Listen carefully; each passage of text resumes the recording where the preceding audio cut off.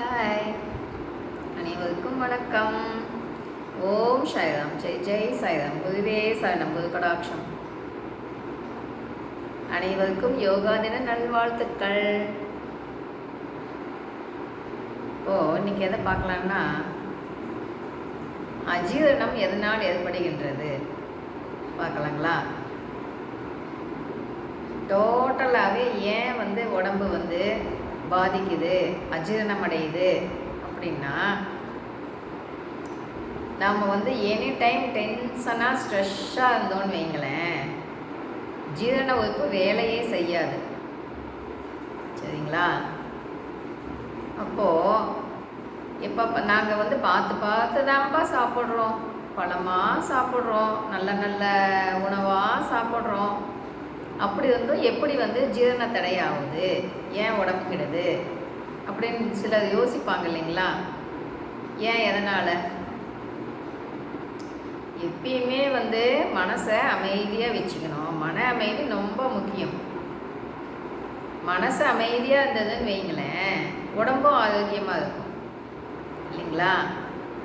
அப்போது மன அமைதியாக இருக்கணும்னா என்ன பண்ணணும்? நாம் கோவப்படக்கூடாது, டென்ஷன் ஆகக்கூடாது இல்லைங்களா? அப்படி இருக்கும்போது மனமானது அமைதிப்படும்.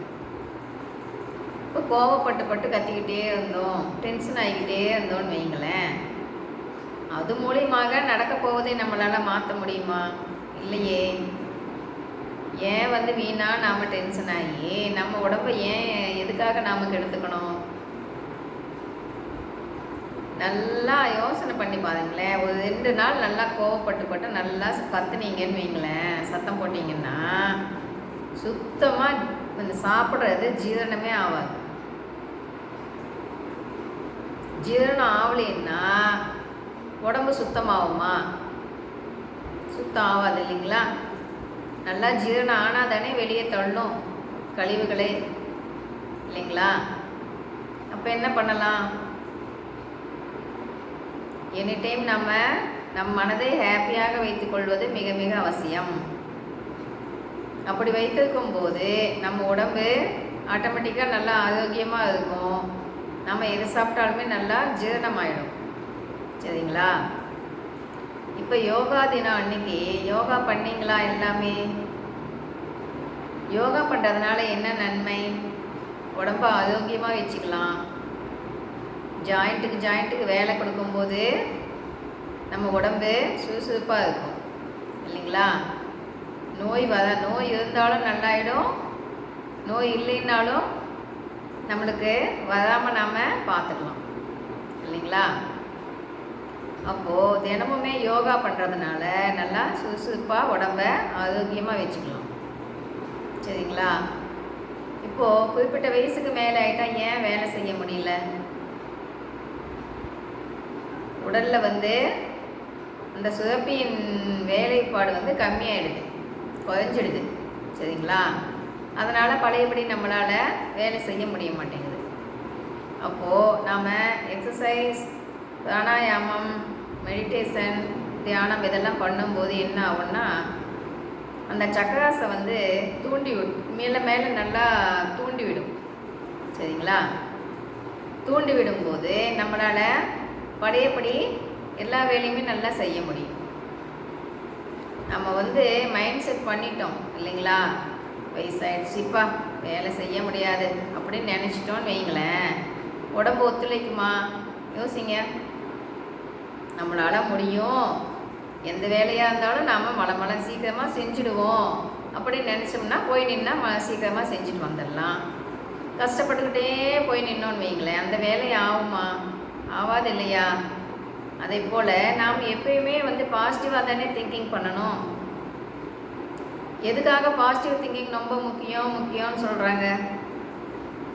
பாசிட்டிவாக திங்கிங் பண்ணும்போது மட்டும்தான் நம்மளுக்கும் நல்லது, நம்மளுடைய மனதுக்கும் நல்லது இல்லைங்களா? இப்போ நெகட்டிவாகவே திங்கிங் பண்ணிட்டு இருந்தோம்னு வைங்களேன், அதை நம்மளால் ஒழுங்காக செய்ய முடியுமான்னா முடியாதே. நம்மளால் எதையுமே ஒழுங்காக பண்ண முடியாது. இதே நம்ம எல்லாத்துக்குமே பாசிட்டிவாக திங்கிங் பண்ணிட்டோம் இருந்தோம்னு வைங்களேன், அந்த திங்கிங் பாசிட்டிவ் திங்கிங் அதை நம்மளை ஒழுங்காக செய்ய வச்சிடும். சரிங்களா? அப்போ என்ன பண்ணலாம்? யோகா தினம் இன்னைக்கு வந்து ஒரு முடிவு எடுத்துடலாம். நம்ம தினமுமே நம்ம உடம்புக்காக ஒரு அரை மணி நேரமாச்சும் ஒதுக்கணும் அப்படின்னு முடிவு பண்ணிக்கலாம். பண்ணிவிட்டு எதுக்காக? நம்ம உடம்புக்காக, மனதுக்காக தானே. நம்ம மனது நல்லா இருந்தால் தான் நம்ம உடம்பு நல்லா இருக்கும் இல்லைங்களா? அப்போ என்ன பண்ணலாம்? தினமுமே ஒரு 10 நிமிஷமாவது எக்ஸசைஸ். சரிங்களா? யோகாசனம் என்றால் என்ன? ஆசனம் ப்ளஸ் பிராணாயாமம் ப்ளஸ் தியானம் 3ம் சேர்ந்தது தான் யோகாசனம். அப்போது நம்ம தினமுமே வந்து ஒரு 1/2 hour அதுக்குன்னு ஒதுக்கி காலையில் ஏர்லி மார்னிங் செஞ்சிடணும். அப்புறமா செய்யலாம் அப்படின்னு தள்ளி போட்டோன்னு வைங்களேன், முடியவே முடியாது. அடுத்தடுத்த வேலை வந்துடுது இல்லைங்களா? அப்போ பசிக்குதுன்னு சாப்பிட்டுடுவோம். சாப்பிட்ட வாட்டி செய்யக்கூடாது, எம்டி ஸ்டமக்கில் செய்யணும் இல்லைங்களா? அப்போ என்ன பண்ணலாம்? காலையில் வந்து அரை மணி நேரம் இதுக்குன்னு ஒதுக்கிடுவோம். சரிங்களா? 10 நிமிஷம் எக்ஸசைஸ், 10 நிமிஷம் பிராணாயாமம், 10 நிமிஷம் தியானம். இது 3மே பண்ணும்போது, எக்ஸசைஸ் பண்ணும்போது என்ன ஆகும்னா உடம்பு நல்லா சூடு பிடிக்கும். அந்த பிடிப்பெல்லாம் விடும். அப்போ தான் வார்ம் அப் பண்ணும்போது உடம்புல இருக்கிற பிடிப்பெல்லாம் அப்போ தான் விடும். சரிங்களா? 2வது பிராணாயாமம் பண்ணும்போது என்ன ஆகும்னா மூச்சை இழுத்து இழுத்து விட்டு நம்ம பண்ணுறோம் இல்லைங்களா? அப்படி பண்ணும்போது மனமானது அமைதிப்படும். சரிங்களா? தாட்டு எனி டைம் ஏதாவது உள்ளுக்குள்ளே ஓடிக்கிட்டே இருக்கு இல்லைங்களா? அந்த தாட்டை வந்து தாட்டு நின்னால் தானே மனசு அமைதியாகும். தாட்டே நிற்க மாட்டேங்குது இல்லைங்களா? அப்போ அந்த தாட்டை நிற்கணும், கம்மியாகணும் அப்படின்னா பிராணாயாமம் பண்ண மட்டும்தான் முடியும். இல்லைன்னா முடியுமான்னா முடியாது. சரிங்களா? அப்போது ஒரு 10 நிமிஷம் பிராணாயாமம் செய்ய வேண்டியது மிக மிக அவசியம். மனதுக்கு அமைதி. கடைசியாக தியானம் ஒரு 10 நிமிஷம் எதுக்கு செய்யணும்னா, நம்ம எக்ஸசைஸ் பண்ணது, பிராணாயாமம் பண்ணது, அது எல்லாமே நல்லா எப்போ நம்மளுக்கு பலன் கொடுக்கும்னா தியானம் பண்ணும்போது மட்டுமே பலன் கொடுக்கும். சரிங்களா? இப்போது நம்ம என்ன பண்ணுவோம்? எக்ஸசைஸ் பண்ணும்போதெல்லாம் கண்ணை திறந்துக்கிட்டே செய்வோம் இல்லைங்களா? பிராணாயாமம் பண்ணும்போது கண்ணை மூடிக்கிட்டு தான் செய்யணும். செஞ்சுட்டு தியானம் கடைசியாக பண்ணும்போது கண்ணை மூடிட்டு அமைதியாக நம்ம உட்காந்துக்கிட்டு என்ன பண்ணணும்னா மூச்சை மட்டும் கவனிக்கணும். உள்ளுக்குள்ளே மூச்சு போயிட்டு போயிட்டு வந்துட்டு இருக்குது இல்லைங்களா? அந்த மூச்சை மட்டும் கவனிக்கணும். அந்த மூச்சை கவனிக்கும் போது என்ன ஆகும்னா ஆக்ஞாவை பார்க்கணும். உள்ளுக்குள்ளே ஆக்ஞாவை பார்த்துட்டு இருக்கணும். மூச்சை கவனிக்கணும். மூச்சை கவனிக்கும் போது என்ன ஆகும்னா வெளிமூச்சானது உள்மூச்சுக்காக போயிடும். நம்ம எக்ஸசைஸ் பண்ணிவிட்டு பிராணாயாமம் பண்ணிவிட்டு தியானத்தில் உட்காரும்போது இந்த மூச்சினோட அளவு சின்னதாகிடும். வெளியே வந்துட்டு போயிட்டு இருக்க மூச்சானது உள்மூச்சுக்கு போய் சின்னதாக உள்ளுக்குள்ளேயே குட்டியாக போயிட்டு போயிட்டு வந்துட்டு இருக்கும். சில சமயம் வந்து மூச்சு போகுதா வருதான்னே தெரியாத அளவுக்கு அப்படியே அமைதியாக இருக்கும். அந்த அமைதி நிலை நம்மளுக்கு எப்போ கிடைக்கும்னா இந்த பிராணாயாமம் பண்ணிட்டு உட்காந்துட்டு இருக்கும்போது மட்டும்தான் தியான நிலையில் உட்காரும்போது நம்முடைய மனதை அடக்கி அப்படியே உட்கார வச்சிடும் நம்மளை. மற்ற டைமில் சும்மா உட்காந்துட்டு உடனே நாம் தியானம் பண்ணுறோம் அப்படின்னு பண்ணோன்னு வைங்களேன், பண்ணி பழக்கிறதுக்கு ப்ராக்டிஸ் இருக்குன்னா அவங்களுக்கு மனசு வந்து அலைப்பாய்கின்ற அளவு கம்மியாயிடுச்சுன்னா உட்காந்துக்குவாங்க. உட்காந்த உடனே தியானத்தில் உட்காந்துக்குவாங்க. இப்போ புதுசுன்னு வைங்களேன், உட்காந்துட்டு தியானம் பண்ணுறப்பா அப்படின்னு கண்ணை மூடுனா என்னமானது உள்ளுக்குள்ளே ஓடிகிட்டே இருக்கும் இல்லைங்களா? அப்போ என்ன பண்ணலாம்? ஒரு 10 நிமிஷம் வந்து எக்ஸசைஸ் பண்ண வேண்டியது மிக மிக அவசியம். அதுக்கப்புறம் பிராணாயாமம் 10 நிமிஷம் பண்ண வேண்டியது அவசியம். அதுக்கப்புறம் தியானத்தில் உட்காரும்போது மட்டும்தான் மனமானது அமைதிப்படும். மனம் அமைதிப்படும் போது மட்டுமே நம்மளுக்கு தாற்றற்ற நிலையில் எண்ணமற்ற நிலையில் நாம் உட்காந்துட்டு இருக்கும்போது தான் நம்மளுக்கு உள்ளுக்குள்ளே காஸ்மிக் எனர்ஜி, இந்த பிரபஞ்ச சக்தி உள்ளுக்குள்ளே இறங்கும். சரிங்களா? அப்படி காஸ்மிக் எனர்ஜி உள்ளே போகும்போது தான் நமக்குள்ளே இருக்கிற அந்த ஏதாவது உடம்புக்குள்ளே பிரச்சனை இருந்தாலும் அதை சரி பண்ணி விட்டுடும். பஞ்சபூதங்களில் தான் உடம்பு இயங்குது இல்லைங்களா? அப்போது பஞ்சபூதங்களில் எதனாவது உன்னோட அந்த செயல்பாடு வந்து கம்மியாயிடுச்சுன்னா அது மூலிமா தான் உடம்புக்கிடும். சரிங்களா? அப்போது அந்த பஞ்சபூதத்தினையும் நல்லா வந்து உள்ளே வந்து செயல்பட வைக்கணும். அப்படிங்கும்போது இது 3மே அதுக்கு ரொம்ப யூஸ்ஃபுல்லாக இருக்குது செய்யும்போது. சரிங்களா? செய்யும்போது அதனோட பலனை நம்ம பார்க்கலாம். ஒரு நாள் 2 நாள்லேயே நம்ம செய்யும்போது முன்ன இருந்த உடம்புக்கும் இப்போ இருக்கின்ற உடம்புக்கும் வித்தியாசம் என்ன? கவனிச்சோன்னு வைங்களேன், நல்லா கண்டுபிடிச்சிக்கலாம். மனமானது அமைதியாகிடும். எத்தனை வேலை இருந்தாலும் டென்ஷன் ஆகாது, ரிலாக்ஸாக இருக்கலாம். அது தானே பண்ணிக்கலாம், அந்த வேலை தானே பண்ணிக்கலாம் அப்படின்னு மனமானது அமைதிப்பட்டுடும். சரிங்களா?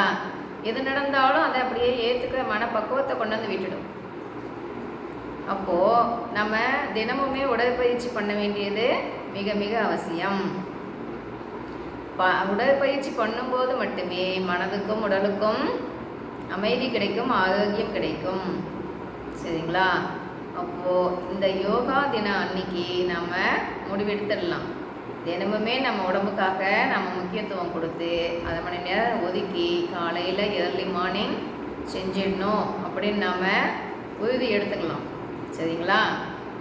நம்ம அதை பண்ணும்போது என்ன ஆகும்னா, இப்போ நம்ம விதிப்படி நம்மளால் செய்ய முடியாத சில விஷயங்கள்லாம் தள்ளி போய்கிட்டே இருக்குது பார்த்தீங்களா? அது எல்லாமே இது எந்த நல்ல விஷயம் நடக்கலை, அந்த நல்ல விஷயம் நடக்கலை, விசேஷங்கள் தடைப்படுது, இதெல்லாம் சொல்கிறாங்க இல்லைங்களா?